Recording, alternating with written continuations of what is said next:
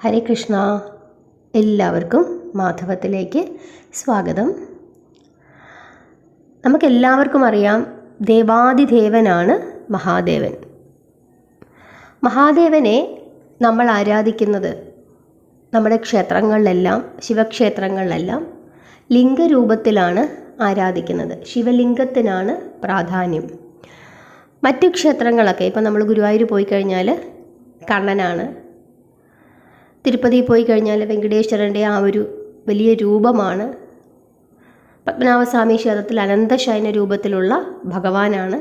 അങ്ങനെ നമുക്കൊരു രൂപം കാണാനായിട്ട് പല പല രൂപങ്ങളിൽ നമ്മൾ ഭഗവാനെ കണ്ടു പ്രാർത്ഥിക്കുന്നുണ്ട്. ദേവിമാരായാലും പല രൂപത്തിലാണ്, സരസ്വതിയായിട്ടും ദുർഗയായിട്ടും പാർവതിയായിട്ടും വനദുർഗയായിട്ടും ഒക്കെ നമ്മൾ പ്രാർത്ഥിക്കുന്നുണ്ട്. വിഘ്നേശ്വരനായാലും വേലായുധ സ്വാമിക്കായാലും നമ്മളൊരു രൂപം കാണുന്നുണ്ട്. പക്ഷേ മഹാദേവന് ലിംഗരൂപത്തിലാണ് ദേവനെ നമ്മൾ പ്രാർത്ഥിക്കുന്നത്.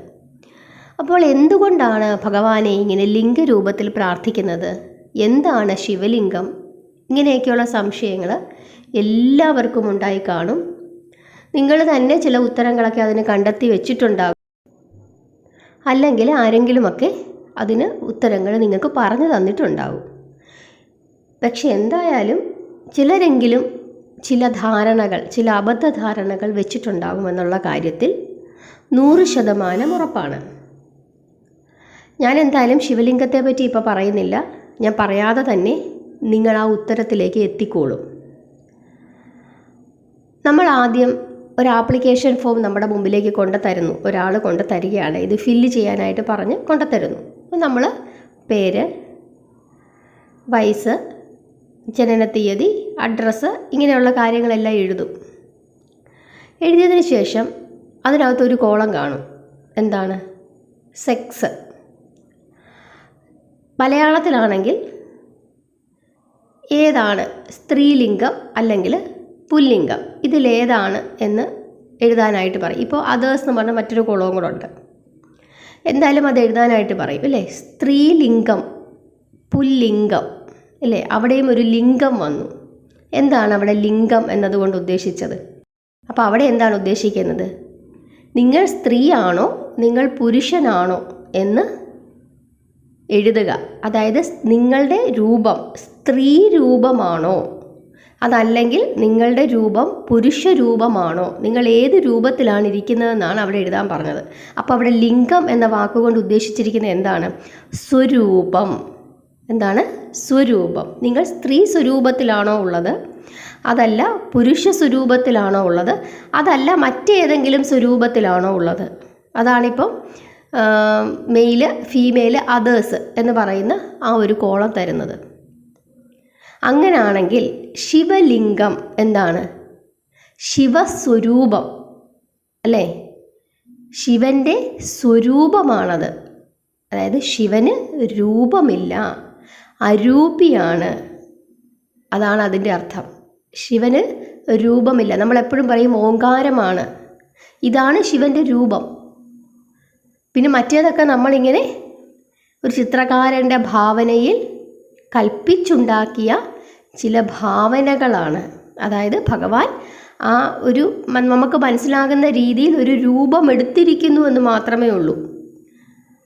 പക്ഷെ യഥാർത്ഥത്തിലുള്ള ആ മഹാദേവൻ്റെ രൂപമെന്ന് പറയുന്നത് രൂപമില്ല, അരൂപിയാണ്.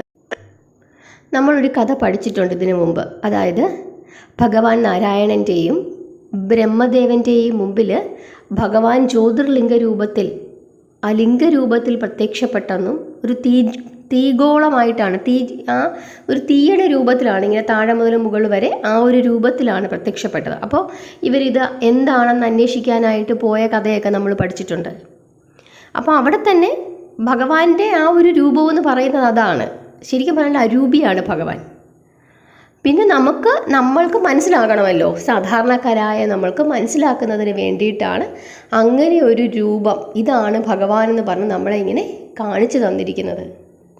അതുകൊണ്ടാണ് മഹാദേവന് അവതാരങ്ങളൊന്നുമില്ല, അല്ലേ? നമ്മൾ ഭഗവാൻ നാരായണനെ, ത്രിമൂർത്തികൾ ഭഗവാൻ നാരായണനെ പഠിക്കുമ്പോൾ നാരായണന് അവതാരങ്ങളുണ്ട്. പല രൂപത്തിൽ ഭഗവാൻ അവതരിച്ചിട്ടുണ്ട്. ഭഗവാൻ ഒരുപാട് ലീലകളുണ്ട്. അതുകൊണ്ട് തന്നെ ഭഗവാനെ പറ്റി ഒരുപാട് കഥകൾ നമുക്ക് പറയാനുണ്ട്. പക്ഷേ മഹാദേവന് മറ്റൊരു അവതാരമില്ല, അദ്ദേഹം മഹാദേവനാണ്. അതുകൊണ്ടാണ് ഭഗവാനെ മറ്റുള്ള എല്ലാ ദേവന്മാരുടെയും ദേവാദിദേവനാണെന്ന് പറയുന്നത്, മഹാദേവൻ എന്നാണ് പറയുന്നത്. മറ്റൊരു ദേവതകളെയും നമ്മൾ അങ്ങനെ പറയുന്നില്ല. ഇപ്പോൾ ത്രിമൂർത്തികളിൽ മഹാദേവനുണ്ട്, ഭഗവാൻ നാരായണനുണ്ട്, ബ്രഹ്മാവുണ്ട്, അവരാണ് ത്രിമൂർത്തികൾ. പക്ഷേ ദേവാദിദേവൻ എന്ന് പറയുന്ന ആ ഒരു പൊസിഷൻ ഉള്ളത് ആർക്ക് മാത്രമാണ്? പരമശിവനാണ്. അപ്പോൾ ഇവിടെ ലിംഗം എന്നതുകൊണ്ട് ഉദ്ദേശിക്കുന്നത് സ്വരൂപം എന്നതാണ്. ശിവസ്വരൂപമാണ്, ശിവൻ്റെ രൂപമാണ് അത്. അതുപോലെ ശിവലിംഗം പ്രതിഷ്ഠിക്കുന്നത് എപ്പോഴും നമ്മളൊരു പീഠത്തിലാണ്. ഇപ്പോൾ ഈ ഫോട്ടോയിൽ കാണുന്ന രീതിയിലാണ് ശിവലിംഗം പ്രതിഷ്ഠിക്കുന്നത്. ആ രൂപമെന്ന് പറയുന്നത് സ്ത്രീ രൂപമാണ്, ശക്തിയാണ്. അപ്പോൾ ആ ശക്തിയും ശിവനും രണ്ടുപേരും കൂടെ ചേരുമ്പോഴാണ് ശക്തി ഉണ്ടാകുന്നത്, മഹാശക്തി ഉണ്ടാകുന്നത്. ഇത് രണ്ടും വേണം. അതുകൊണ്ടാണ് ഭഗവാന്റെ അർദ്ധനാരീശ്വര രൂപമൊക്കെ നമ്മൾ പഠിക്കുന്നത്. അപ്പോൾ ഇത് രണ്ടും ഉണ്ടെങ്കിൽ മാത്രമേ പൂർണ്ണത ഉണ്ടാവുകയുള്ളൂ എന്നാണ് പറയുന്നത്. അതുകൊണ്ടാണ് നമ്മൾ ദേവിയെ പ്രാർത്ഥിക്കുമ്പോൾ എന്ത് പ്രാർത്ഥിക്കുന്നത്? ശിവശക്തിയായുക്തോ യതി ഭവതി ശക്തപ്രഭവിതം ന ചേദേദേവം ദേവോ ന ഖലു കുശല സ്പന്ദിതുമപി അധസ്താമാരാധ്യാം ഹരിഹര വിരിഞ്ചാതിഭിരഭി പ്രണത്തും സ്തോത്വം വാ കഥമകൃത പുണ്യപ്രഭവതി എന്ന് നമ്മൾ ജപിക്കുന്നത് അതുകൊണ്ടാണ്. ഇതിനു മുമ്പ് ഞാനത് പറഞ്ഞു തന്നിട്ടുണ്ട്. ശ്രീ ശങ്കരാചാര്യർ ദേവിയെപ്പറ്റി പറയുന്നതാണ്. കാരണം ദേവി അവിടുന്നില്ലാതെ ഭഗവാനൊന്ന് ചലിക്കാൻ പോലും കഴിയുകയില്ല എന്നാണ് ദേവിയെ വർണ്ണിക്കുന്നത്. അപ്പോൾ അത് നമ്മൾ പാർവതി ദേവിയുടെ പ്രാർത്ഥനയായിട്ടെടുത്ത് പ്രാർത്ഥിക്കണം. പരമാവധി സമയം ഈ നാമം പ്രാർത്ഥിക്കണം. അപ്പോൾ ഇവിടെയും ശിവലിംഗം എന്ന് പറയുമ്പം അവിടെ സ്ത്രീ പുരുഷ ശക്തിയെയാണ് കാണിക്കുന്നത്. ഇത് രണ്ടും കൂടെ ഉണ്ടെങ്കിലേ പൂർണ്ണമായ ഒരു ശക്തി അവിടെ ഉണ്ടാവുകയുള്ളൂ. അപ്പോൾ നിങ്ങൾക്ക് മനസ്സിലായല്ലോ, ശിവലിംഗം എന്നുദ്ദേശിക്കുന്നത് ആ ലിംഗം എന്ന വാക്കിൻ്റെ അർത്ഥം സ്വരൂപമെന്നാണ്, അല്ലാതെ മറ്റൊരർത്ഥവുമില്ല. ഇനി ആരെങ്കിലും നമ്മളോട് ചോദിച്ചു കഴിഞ്ഞാൽ നമ്മൾ അതാണ് പറയേണ്ടത്. നമ്മൾ വിശ്വസിക്കുന്ന മഹാദേവന്, ദേവാദിദേവന് രൂപമില്ല, അദ്ദേഹം അരൂപിയാണ്. അദ്ദേഹത്തിൻ്റെ രൂപം ഇതാണ്, ലിംഗരൂപമാണ്. അല്ലാതെ മറ്റ് ദേവതകളെ നമ്മൾ കാണുന്നത് പോലെയുള്ള ഒരു രൂപമല്ല അദ്ദേഹത്തിലുള്ളത്. അദ്ദേഹമാണ്, ഓംകാരമാണ്, ഈ പ്രപഞ്ചനാഥനാണ്, ദേവാദിദേവനാണ്. അദ്ദേഹത്തിന് ഏത് രൂപം വേണമെങ്കിലും എടുക്കാം. അദ്ദേഹം ഈ രൂപത്തിൽ നമ്മുടെ മുമ്പിൽ പ്രത്യക്ഷപ്പെടുന്നുവെന്ന് മാത്രമേ ഉള്ളൂ. ഏത് രൂപത്തിൽ വേണമെങ്കിലും അദ്ദേഹത്തിന് എടുക്കാം. പക്ഷേ നമ്മുടെ മുമ്പിൽ അദ്ദേഹം ഒരു പ്രത്യേകിച്ചൊരു രൂപം, ഞാൻ ഇതാണ് എന്ന് പറഞ്ഞ് നമ്മുടെ മുമ്പിൽ കാണിച്ചു തരുന്നില്ല. അദ്ദേഹത്തിന് ഏത് രൂപത്തിൽ വേണമെങ്കിലും ഇരിക്കാം. നമ്മുടെ മുമ്പിൽ അദ്ദേഹം കാണിക്കുന്നത് എൻ്റെ രൂപം ഇതാണ് എന്ന രീതിയിലാണ് അദ്ദേഹം നമ്മുടെ മുമ്പിൽ ഇരിക്കുന്നത്. അതുകൊണ്ടാണ് അദ്ദേഹത്തിന് ലിംഗരൂപം കൊടുത്തിരിക്കുന്നത്, അല്ലാതെ മറ്റൊന്നുമല്ല. അദ്ദേഹം ഇരിക്കുന്ന പീഠം ദേവീ പീഠത്തിലാണ്, ശക്തി പീഠത്തിലാണ് അദ്ദേഹം ഇരിക്കുന്നത്. അപ്പോൾ ആ ദേവിയും കൂടെ ഉണ്ടെങ്കിൽ മാത്രമേ ആ ഒരു മുഴുവൻ കാര്യത്തിനും, അതായത് ആ ഒരു മുഴുവൻ രൂപത്തിനും പൂർണ്ണമായ ശക്തി ഉണ്ടാവുകയുള്ളൂ. അതുകൊണ്ടാണ് നമ്മൾ ശിവഭഗവാന്റെ നടയിൽ, അതായത് മഹാദേവൻ്റെ നടയിൽ എപ്പോഴും നമ്മൾ തൊഴുമ്പോൾ പുറകുഭാഗത്ത് പാർവതീദേവി ഉണ്ട് എന്നാണ് സങ്കല്പം. അതുകൊണ്ടാണ് നമ്മൾ പുറകുഭാഗത്തെ ആ വിളക്ക് ദേവിക്ക് വേണ്ടി കത്തിക്കുന്നതും ഭഗവാന്റെ ആ പുറകുഭാഗത്ത് ചെന്ന് നിന്ന് നമ്മൾ ഭഗവതിയെ പ്രാർത്ഥിക്കുന്നതുമൊക്കെ അങ്ങനെയാണ്. പക്ഷേ നമ്മൾ മറ്റ് ദേവതകൾ, ഇപ്പോൾ നമ്മളിപ്പോൾ ഗുരുവായൂരപ്പൻ്റെ നടയിൽ ചെന്ന് നിൽക്കുമ്പോൾ നമ്മൾ ആ നടയിൽ ഗുരുവായൂരപ്പനാണ്, നമ്മൾ ആ ചുറ്റിലും നടന്ന് നമ്മൾ ഗുരുവായൂരപ്പനെ തന്നെയാണ് പ്രാർത്ഥിക്കുന്നത്. മഹാലക്ഷ്മി ഉണ്ടെങ്കിൽ, ഇനി ഏതെങ്കിലും ക്ഷേത്രത്തിൽ ഭഗവാനും മഹാലക്ഷ്മിയും ഉണ്ടെങ്കിൽ മഹാലക്ഷ്മിക്ക് ചിലപ്പോൾ മറ്റൊരു നടയായിരിക്കും കൊടുക്കുന്നത്. അല്ലെങ്കിൽ നമ്മളിപ്പോൾ ലക്ഷ്മി വരാഹത്ത് പോകുമ്പോൾ ആ ഒരു നടയിൽ തന്നെ ആ രണ്ട് രൂപങ്ങൾ നമുക്ക് കാണാൻ പറ്റും. അപ്പോൾ അവിടെ നമ്മൾ പറയും ഇവിടെ ഭഗവാനും മഹാലക്ഷ്മിയും ഉണ്ട്. അതല്ലെങ്കിൽ നമ്മൾ അങ്ങോട്ട് നോക്കി ഗുരുവായൂരപ്പനെ തന്നെയാണ് പ്രാർത്ഥിക്കുന്നത്. ഇപ്പോൾ നമ്മൾ തിരുപ്പതി പോയി കഴിഞ്ഞാൽ ദേവിക്ക് പ്രത്യേകം ഒരു ക്ഷേത്രമുണ്ട്. അവിടെയാണ് ദേവി ഇരിക്കുന്നത്. ഭഗവാൻ അവിടെ ഇരിക്കുന്നു. പിന്നെ ദേവിയുണ്ട്, ഭഗവാനുള്ളിടത്തെല്ലാം ദേവിയുണ്ട് എന്ന സങ്കല്പമുണ്ട്. പക്ഷേ ദേവിക്ക് വേണ്ടി നമ്മൾ അങ്ങനെ പ്രത്യേകം അവിടെ ഒരു പ്രാർത്ഥനകൾ നടത്താറില്ല. പക്ഷേ ദേവാദിദേവനായ മഹാദേവൻ്റെ കാര്യത്തിൽ അങ്ങനെയല്ല. ആ ഒരു നടക്കകത്ത് തന്നെ നമ്മൾ രണ്ടുപേരെയും പ്രാർത്ഥിക്കാറുണ്ട്.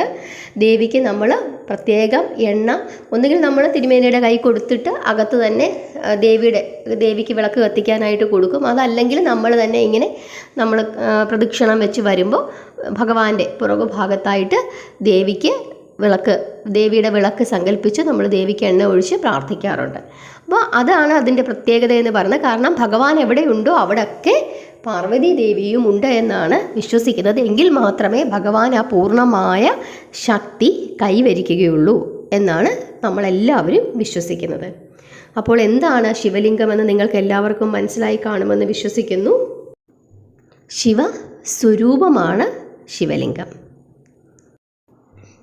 എത്ര മനോഹരമായിട്ടാണ് നമ്മുടെ ഋഷീശ്വരന്മാർ ഇതുപോലുള്ള സങ്കല്പങ്ങൾ ചെയ്തു വച്ചിരുന്നതെന്ന് നമ്മൾ ഓരോരുത്തരും ചിന്തിക്കേണ്ടതാണ്. അപ്പോൾ എത്രത്തോളം മഹത്തരമാണ് നമ്മുടെ ഭാരതീയ സംസ്കാരം. അതുകൊണ്ടാണ് മറ്റെല്ലാ സംസ്കാരങ്ങളെക്കാട്ടിലും ഏറ്റവും ഔന്നത്യം ഭാരതീയ സംസ്കാരത്തിനുണ്ട് എന്ന് പറയുന്നത്. നമ്മളെല്ലാവരും ആ സംസ്കാരത്തിൻ്റെ ഭാഗമാണ്. അതിൽ അഭിമാനിക്കുക. ഇവിടെ സ്ത്രീക്കും പുരുഷനും തുല്യമായ സ്ഥാനമാണ് കൊടുത്തിരിക്കുന്നത്. അല്ലാതെ റിസർവേഷൻ ഒന്നുമില്ല. മനസ്സിലായോ? രണ്ടു പേർക്കും തുല്യമായ സ്ഥാനമാണ്. ഭഗവതി ഉണ്ടെങ്കിലേ ഭഗവാനുള്ളൂ എന്നാണ് നമ്മുടെ ഋഷീശ്വരന്മാർ നമ്മളോട് പറഞ്ഞു തന്നത്. പിന്നീട് വന്ന നമ്മളെപ്പോലുള്ള മനുഷ്യരാണ് അനാചാരങ്ങളും അന്ധവിശ്വാസങ്ങളുമൊക്കെ നമ്മുടെ നാട്ടിലേക്ക് കൊണ്ടുവന്നത്. അതുകൊണ്ട് തന്നെ എപ്പോഴും നമ്മൾ വിശ്വസിക്കേണ്ടത്, അടിസ്ഥാനമാക്കേണ്ടത് നമ്മുടെ ഋഷീശ്വരന്മാർ എഴുതി തന്ന നമ്മുടെ മഹത്തായ മഹാഭാരതത്തെയും രാമായണത്തെയും ഇതുപോലുള്ള ശിവപുരാണങ്ങളെയും ദേവീ മഹാത്മ്യത്തെയും ഒക്കെയാണ്. അല്ലാതെ അന്ധവിശ്വാസങ്ങൾ ചെന്ന് പോവാതിരിക്കുക, വിശ്വാസങ്ങളെ മുറുകെ പിടിക്കുക. 24 മണിക്കൂറും ഭഗവാനെ വിളിച്ച് പ്രാർത്ഥിക്കാൻ പറ്റുന്നെങ്കിൽ അത്രയും നല്ലത്. പ്രാർത്ഥന നമ്മുടെ മനസ്സിന് ബലം വർദ്ധിപ്പിക്കുകയുള്ളൂ എന്ന് ആലോചിക്കുക. ഭാരതീയ സംസ്കാരം കല്ലിനെയും പുഴുക്കളെയും പക്ഷികളെയും മൃഗങ്ങളെയും വായുവിനെയും ആരാധിക്കുന്ന നമ്മുടെ സംസ്കാരം ഒന്നിനെയും നിസ്സാരമായി കാണുന്നില്ല എന്ന് നമ്മൾ വിശ്വസിക്കുക. എല്ലാത്തിലും നമ്മൾ എന്താണ് ചെയ്യുന്നത്? ഈശ്വര ചൈതന്യമാണ് നമ്മൾ കാണുന്നത്. എല്ലാവരെയും ബഹുമാനിക്കാനാണ് നമ്മൾ പഠിക്കുന്നത്.